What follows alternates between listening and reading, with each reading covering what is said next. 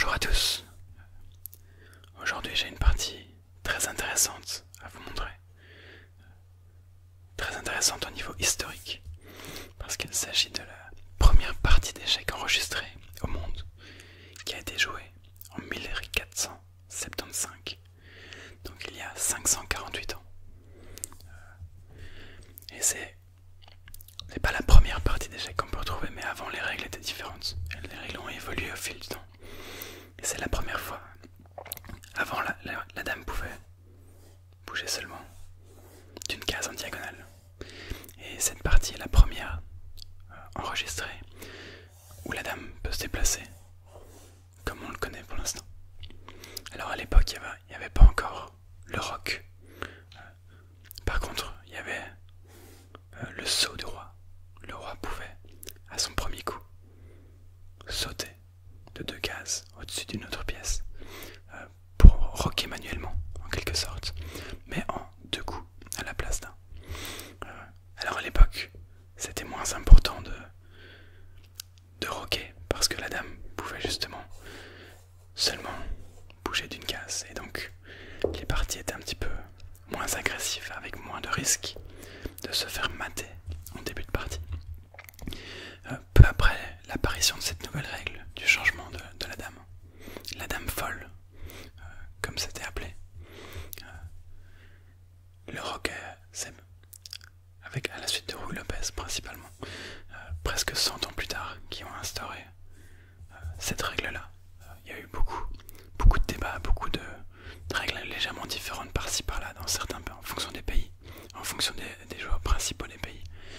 Mais concrètement, le rock est apparu un petit peu après, quand les joueurs ont commencé à se rendre compte qu'avec une dame aussi forte, la sécurité des rois était très importante.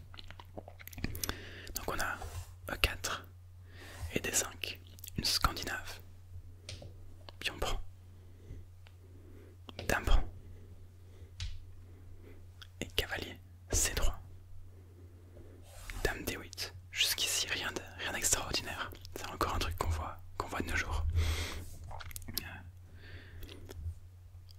Et on a fou C4, cavalier F6 et cavalier F3. Alors il faut aussi savoir que cette partie, c'est pas n'importe quelle partie, puisqu'elle a été enregistrée sous la forme d'un poème. Les deux joueurs, Francesque de Castelvi avec les blancs, et Narcisse Bagnoles avec les noirs, qui sont 2 joueurs espagnols qui viennent de Valence, 2 joueurs de nobles de Valence qui étaient aussi 2 poètes, se sont rassemblés après la partie. Alors c'est l'histoire, l'histoire raconte qu'ils se sont rassemblés après la partie pour raconter sous la forme d'un poème leur partie. Certains disent que c'est pas tout à fait le cas, que c'est plutôt, ils ont composé la partie pour le poème et qu'ils n'ont jamais vraiment joué. C'est cool. On a fou G4, et c'est déjà une première erreur, parce que cavalier E5 viendrait déjà gagner un gros avantage pour les blancs, parce que sur fou prend D1, on aurait fou prend F7 et check et mat. Donc le fou ne peut pas prendre la dame.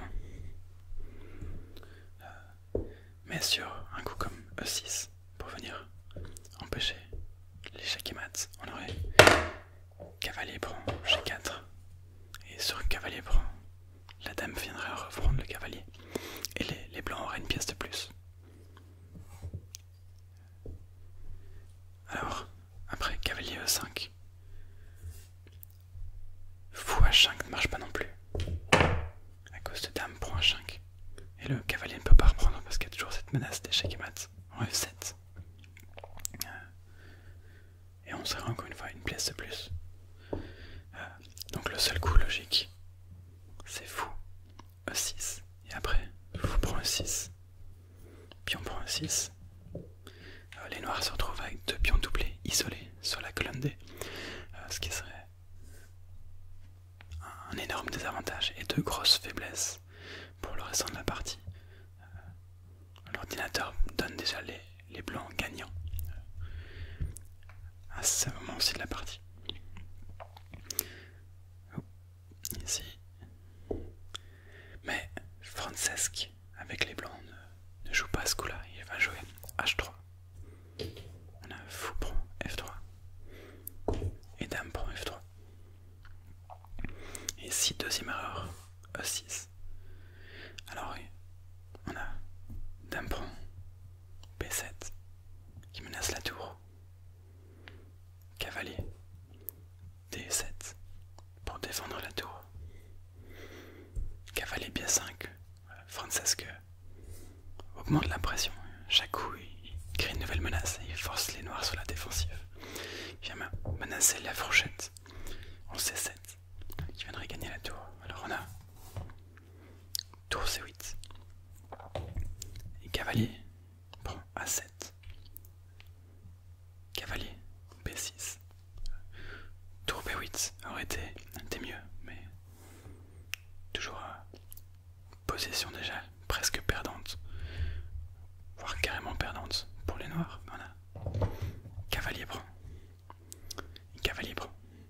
Évidemment à l'époque, il n'y avait pas de livres sur les échecs ou très peu de ressources pour apprendre à jouer. Et donc c'était difficile de devenir un très bon joueur comme ça l'est aujourd'hui. Aujourd'hui n'importe qui pourrait, s'il le voulait vraiment, jouer mieux que ces deux joueurs ici. On a D4, cavalier C6, cavalier C6 qui vient menacer la dame. Mais à la place on a fou B5 échec. Cavalier prend. Pardon, j'ai le micro qui est un peu dans mon champ de vision. C'est parfois un petit peu difficile de voir les pièces, surtout au centre de l'échiquier. Et dame prend B5. Là c'est pas le micro, là c'est juste moi qui suis un peu maladroit. Cavalier D7. Et on a un sacrifice de pion. D5. Pion prend D5. Et fou 3. On a fou E6. Et tour D1 qui vient prendre avantage de la colonne ouverte. Alors comme j'ai dit au début de partie, il n'y a pas encore le roc, ni le grand roc par conséquent.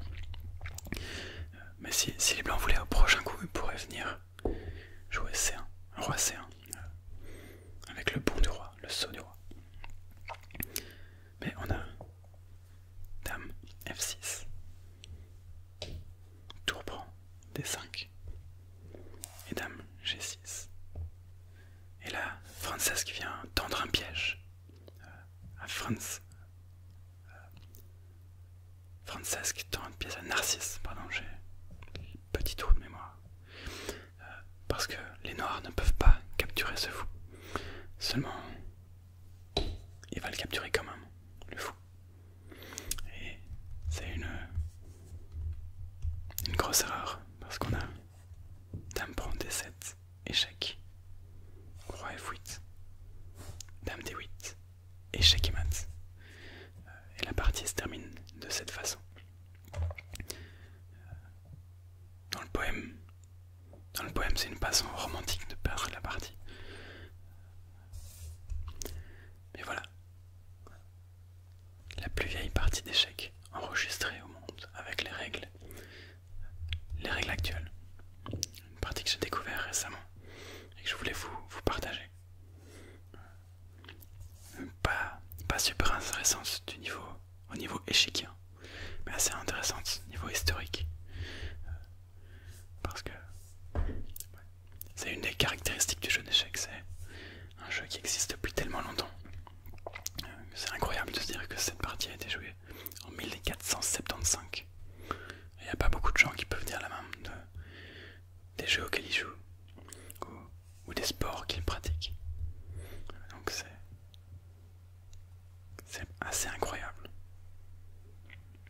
Voilà, si vous avez aimé la vidéo, n'hésitez pas à liker et à vous abonner à la chaîne. Et là-dessus, je vous souhaite une bonne fin de journée, une bonne fin de soirée, une bonne si vous regardez cette vidéo depuis votre lit. Et à bientôt.